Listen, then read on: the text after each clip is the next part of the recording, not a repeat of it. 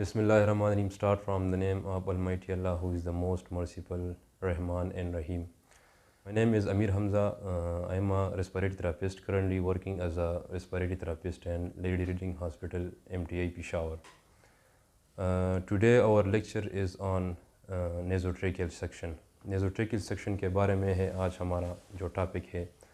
तो सक्शन कैसे कहते हैं, नेज़ोट्रेकियल सेक्शन कैसे कहते हैं. फिर तीन तरह के सक्शन जो होती है. एक नेज़ोट्रेकियल सेक्शन होती है, एक ट्रेकियल जो ट्रेकियास्मी से होती है, तीसरा जो है एंडोट्रेकियल है. तो आज हम नेज़ोट्रेकियल सेक्शन से स्टार्ट कर लेते. जो बेसिक है हमने जो बेसिक से स्टार्ट किया है. जिस तरह हमने पहले हिस्ट्री ऑफ रेस्पिरेटरी केयर के बारे में पढ़ लिया कि how is the history of respiratory care. Ancient time जो हमने मतलब स्टडी किया कि एंशिएंट टाइम में क्या क्या थे, उसमें क्या क्या फील्ड इन्वॉल्व थे, कौन से इंस्ट्रूमेंट जो थे किस टाइम पे इजाद हुए थे. ऑक्सीजन नेज़ल प्रोंग है या कोई suction catheter, ambu bag, non invasive ventilation कौन से टाइम में कौन से एरा में वो इजाद हुए थे. फिर हिस्ट्री ऑफ रेस्पिरेटरी केयर इन पाकिस्तान में रेस्पिरेटरी थेरेपी कब से स्टार्ट हुई, किस तरह स्टार्ट हुई, वो भी हमने जो सर बहरमन का लेक्चर था वो हमने देख लिया. आज जो टॉपिक है, जिस तरह हमने बेसिक से स्टार्ट किया है, तो बेसिक से जो नेज़ोट्रेकियल सेक्शन कैसे कहते हैं, इसकी प्रोसीजर क्या है, इंडिकेशन क्या है, कॉम्प्लिकेशन क्या है, हैज़र्ड्स क्या है. तो नेज़ोट्रेकियल सेक्शन स्टार्ट करने से पहले जो है अगर हम कॉम्पिटेंट नहीं है, मतलब जो प्रोसीजर परफॉर्म कर रहा है अगर वो बंदा कॉम्पिटेंट नहीं है, तो नेज़ोट्रेकियल सेक्शन जो है उसको नहीं करना चाहिए. क्योंकि नेज़ोट्रेकियल सेक्शन जो है एक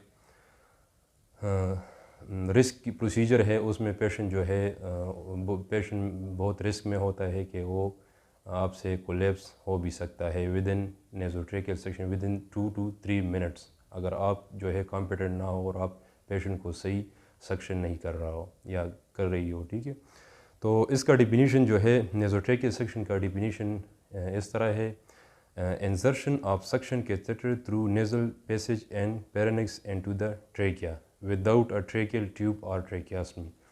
इसका जो डिफिनीशन है कि हमने मतलब कैथेटर डाल लिया थ्रू नेज़ल एयरवे, हमने कैथेटर डाल नेज़ोपेरेंजियल एयरवे के ज़रिए हमने कैथेटर डाल लिया लेरिंक्स फिर ट्रेकिया में चला गया. हमने अब नेज़ोट्रेकियल सेक्शन है, तो ट्रेकियल से हमने सिक्रीशन को आउट करना है. तो इसका डिफिनीशन हो गया कि हमने कैथेटर को इंसर्ट करना है थ्रू नेज़ोपेरेंजियल एयरवे. जो नेज़ोपेरेंजियल एयरवे है वो हमारे पास हॉस्पिटल में अवेलेबल होता है, डिफरेंट साइज़ में अवेलेबल होते हैं. एडल्ट के अपने साइज़ होते हैं, जिस तरह पीड्स के है. पीड्स के साइज़ जो है 3 से लेकर 5 साइज़ तक होते हैं, 6 साइज़.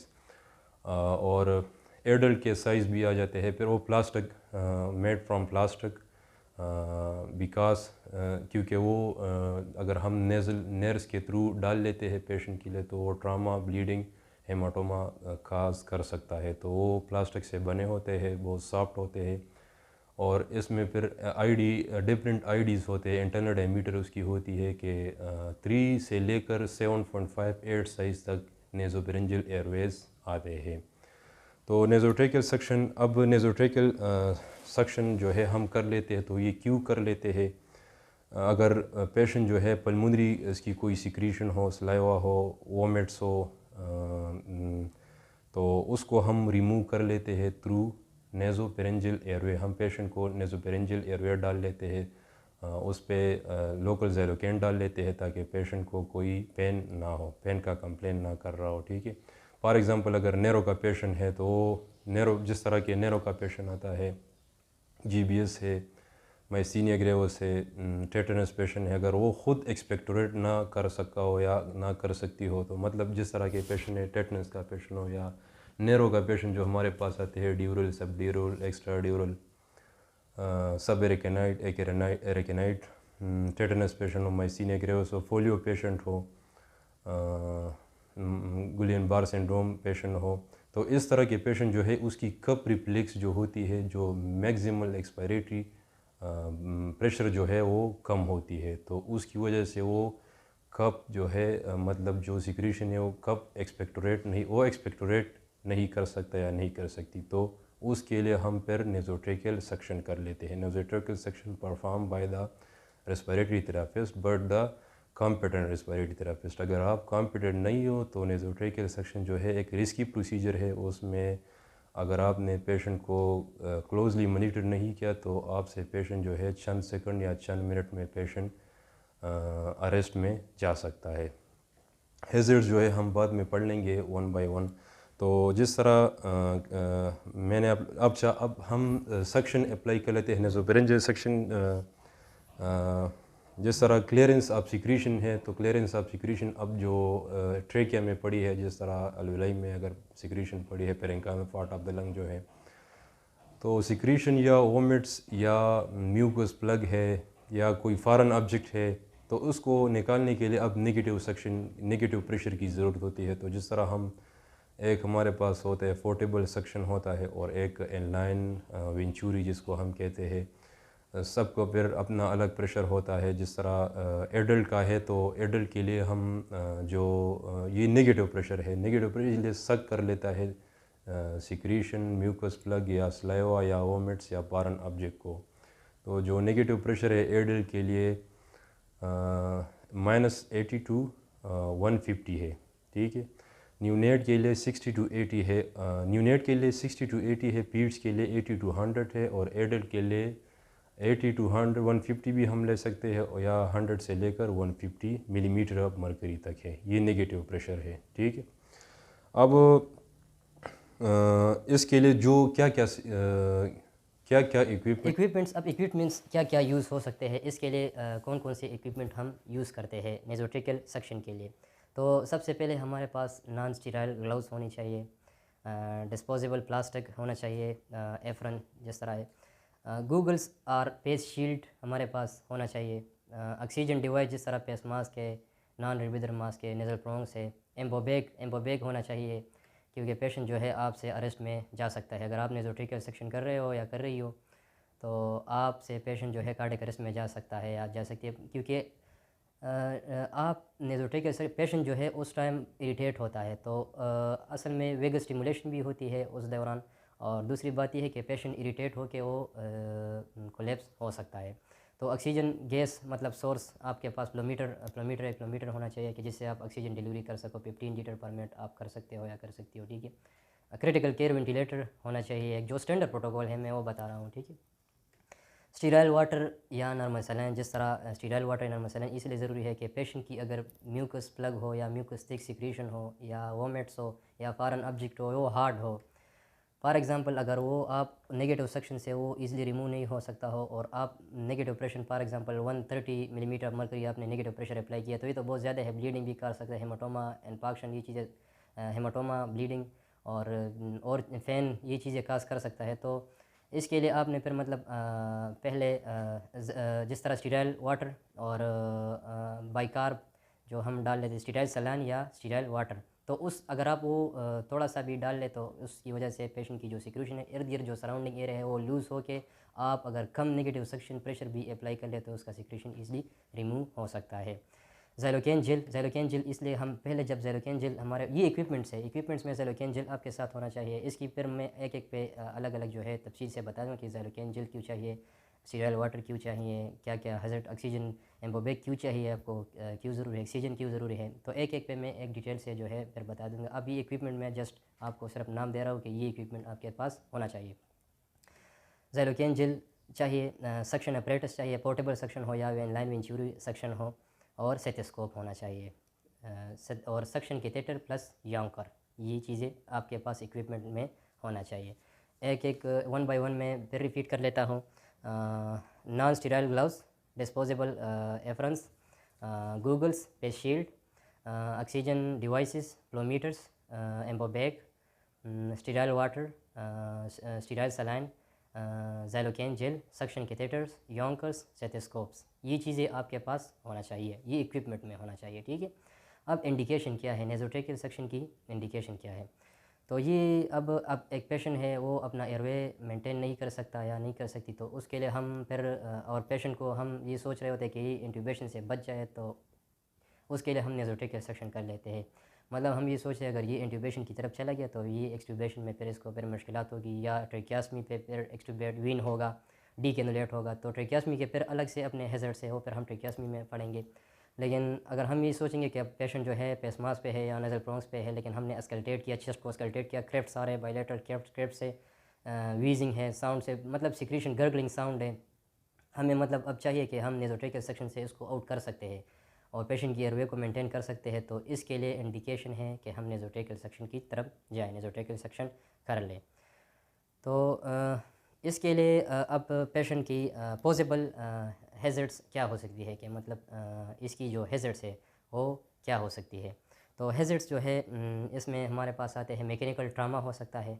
मैकेनिकल ट्रामा अगर आप मतलब सक्शन कैथेटर जो है अप्लाई कर रहा हो या कर रही हो, तो उससे जो है मैकेनिकल ट्रामा पेशेंट को हो सकता है। ट्रामा जो है नेज़ल्स नेर्स, पहले तो नेर्स का ट्रामा हो सकता है, उससे ब्लीडिंग हो सकती है, ट्रामा हो सकती है, ठीक है।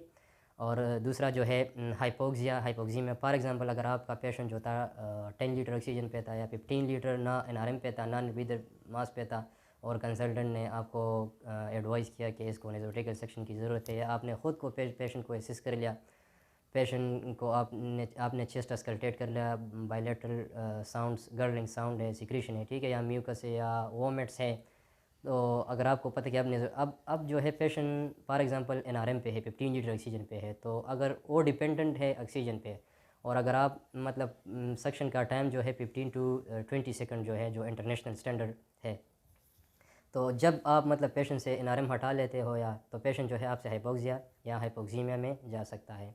हाइपोक्सिया और हाइपोक्सीमिया फिर डिफरेंस है। हाइपोक्सिया जो है प्रेशर ऑफ ऑक्सीजन एंड अलवेलाई में अगर आपका पार्शियल प्रेशर ऑफ ऑक्सीजन कम हो तो इसको हम हाइपोक्सिया कहते हैं। अगर हाइपोक्सीमिया, अगर ब्लड में ऑक्सीजन की लेवल कम हो जाए, जिस तरह मेटाबॉलिज्म जिधर होती है, ऑक्सीजन की कंजम्पशन जिधर होती है, उधर टिश्यू लेवल पे ऑक्सीजन कम हो जाए, ऑक्सीजन ब्लड लेवल पे, तो इसको हम हाइपोक्सीमिया, तो आपसे पेशेंट हाइपोक्सिया और हाइपोक्सीमिया दोनों में जा सकता है।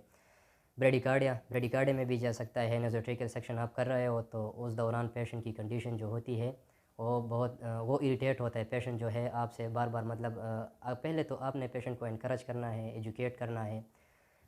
फॉर एग्ज़ाम्पल ये मैं सक्शन अगर आपने स्टार्ट की तो पहले ही मैं बता देता हूँ कि अगर आपने सक्शन स्टार्ट की तो पहले आपने पेशेंट को एजुकेट करना है, गाइड करना है, इनकरेज करना है कि ये मैंने नेज़ोट्रेकियल सेक्शन, अटेंडेंट को आपने गाइड करना है, ठीक है, कि मैं ये सक्शन कर रहा हूँ, ये प्रोसीजर जो है थोड़ा मुश्किल है, इसमें पेशेंट जो है ख़राब हो सकता है, मतलब पेशेंट रिस्क में जा सकता है, तो ये लेकिन ये ज़रूरी है, अगर हम मैंने ये सक्शन इसकी चीज़ ठीक हो गई तो ये एंडोट्रेकियल इंट्यूबेशन जो है ईटीटी से बच जाएगा, वेंटिलेटर से बच जाएगा, शायद उसकी लाइफ स्पेन जो है वो ज़्यादा हो जाए। ये तब की मैं बात कर रहा हूँ कि आपने अब अटेंडेंट ने भी बात मान ली और पेशेंट अगर ओरिएंटेड है, मतलब जीसीएस उसकी 15/15 है या फॉर एग्जांपल 12/15 है, वो ठीक है और इनकरेज कर ले, एजुकेट कर ले, वो मान लिया हो, तब जो है आपने, अगर ये हैज़र्ड्स आपसे तब भी हो सकते हैं, लेकिन अगर फॉर एग्जांपल अगर अटेंडेंट ना मान रहा हो या ना मान रही हो और पेशेंट भी मतलब जीसीएस डाउन हो, उसको तो पता नहीं चल रहा कि मतलब मेरी नेज़ोट्रेकियल सेक्शन हो रही है क्या चीज़ हो, तब उस सिचुएशन में आपने फिर जिस कंसल्टेंट ने ऑर्डर किया है, एडवाइस किया है, उससे आपने कंसल्ट करना है कि पेशेंट का अटेंडेंट जो है वो नहीं मानना कि आप इसकी नेज़ोट्रेकियल सेक्शन कर लें, ठीक है।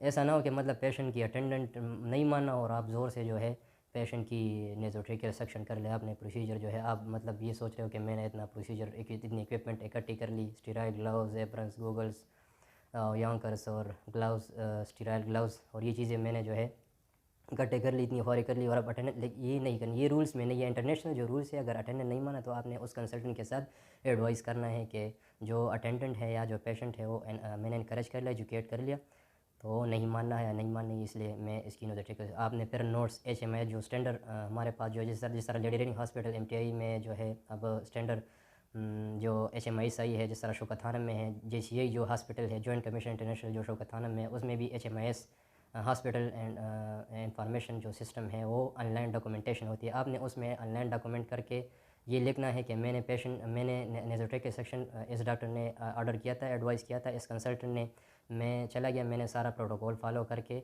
लेकिन पेशेंट की अटेंडेंट को इनकरेज और एजुकेट करके, ना पेशेंट मान रहा है या मान रही है, या अटेंडेंट ना मानना है या ना मान रही, तो ये आपने पहले डॉक्यूमेंट करना है। ये जो बातें मैंने की ये तब की जब अगर इनकरेज कर ले, एजुकेट कर ले और पेशेंट ने और अटेंडेंट ने मान लिया, तब आपने ये प्रोसीजर, ये इंस्ट्रूमेंट आप अप्लाई करनी है।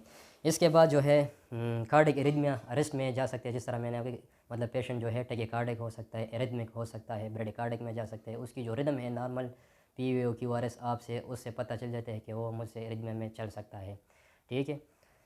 BP जो है पेशेंट की वो शूट हो सकती है, मतलब हाइपरटेंसिव हो सकता है पेशेंट, और हाइपोटेंसिव भी हो सकता है। ये दोनों कंडीशन हो सकती है। अगर वेगस स्टिमुलेशन हो गई तो ब्रेडिकार्डिक होगा, हाइपोटेंसिव होगा पेशेंट।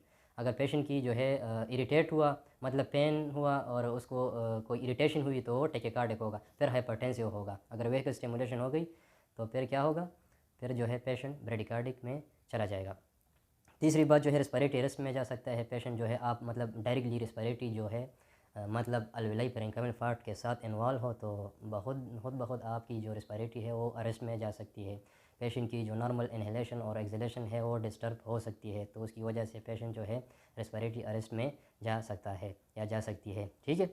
अनकंट्रोल कफ, अच्छा पेशेंट की आपने अब गैग रिफ्लेक्स इसका जो है स्टिमुलस, अच्छा गैग मतलब फॉर एग्जांपल आपने गैग है जिस तरह कैरेना से 3 सेंटीमीटर एबव हमें अगर वो गैग रिफ्लेक्स जो है वो पेशेंट शो कर लेता है, हमें पता चले कि पेशेंट की गैग, जिस तरह हमें मतलब एक कंसल्टेंट कह लेते हैं, राउंड में कह लेते हैं अगर इसकी गैग और कफ रिफ्लेक्स है या नहीं है, मतलब GCS में हम ये काउंट कर लेते हैं कि पेशेंट आया ज़िंदा है या। फॉर एग्जांपल अगर पेशेंट को हम असिस्ट कर रहे हो, वो इंटरमिटेंट मैंडेटरी वेंटिलेशन पे हो या CPAP पे हो, फॉर एग्जांपल जिस तरह है नेरो का पेशेंट हो या कोई सेप्सिस का पेशेंट हो या शॉक में गया हो या उस पर CPR हो गया हो या कोई ऐसी डिजीज़ की वजह से उसकी जो है ब्रेन की जो रिस्पॉन्स है वो मतलब अब 30% या 40% काम कर रहा हो या कर रही हो, उसकी हम मतलब गैग रिफ्लेक्स भी चेक कर लेते हैं। गैग रिफ्लेक्स हमें सेक्शन में पता चले कि उससे तकरीबन गैग रिफ्लेक्स से भी 30% पता चल किया गया हमारे पास जो पेशेंट की ब्रेन इंटेक्ट है या नहीं है, ठीक है। गैग रिफ्लेक्स बहुत ज़रूरी है, ठीक है। आप लोगों ने सेक्शन के दौरान गैग रिफ्लेक्स को मॉनिटर करना है कि आया पेशेंट की गैग। अच्छा, अब इस सूरत हाल में नेज़ोट्रैकियल सेक्शन में अगर हम गैग रिफ्लेक्स चेक कर ले, फॉर एग्जांपल हमने कैथेटर डाल लिया, कैरेना तक चला गया और पेशेंट की एबनॉर्मल गैगिंग हो गई, ठीक है, तो उसकी वजह से क्या होगा, पेशेंट अनकंट्रोल कफिंग करेगा, तो ये भी एक एस्पायरेशन का चांस भी हो सकता है उससे। अनकंट्रोल कफ जो है ये भी पेशेंट के लिए मतलब नुकसानदेह है। तो अब और क्या नुकसान हो सकते हैं, ब्रोंको कंस्ट्रक्शन हो सकता है नोज़ोट्रैकियल सेक्शन से। नेगेटिव सेक्शन हम अप्लाई कर सकते हैं तो ब्रोंकियोज जो है वो हमारे नेगेटिव सेक्शन से वो कंस्ट्रक्ट हो सकते हैं, ठीक है। पेन हो सकता है पेशेंट को, ऑब्वियसली जो है हम इतना डिफ़िकल्ट प्रोसीजर कर रहे हैं तो पेन ज़रूरी, पेन जो है पेशेंट को ज़रूरी हो सकता है। नोज़ोकोमियल इन्फेक्शन, अगर हमारा जो प्रोसीजर है जिस तरह मैंने इक्विपमेंट के बारे में बताया, अगर ये इक्विपमेंट जो है हमने फॉलो नहीं किया जो स्टैंडर्ड इक्विपमेंट्स है, और हमने कैथेटर, योंकस या ग्लव्स, गाउन्स, एप्रन्स, गूगल्स, ये सारी चीज़ें जो है स्टीराइल्स सही तरीके से नहीं पहनी तो नोज़ोकोमियल इन्फेक्शन पेशेंट को, या जो आइडियोपैथिक इन्फेक्शन है हमारी वजह से पेशेंट को इन्फेक्शन हो सकता है या हो सकती है। एटिलेक्टेसिस हो सकता है।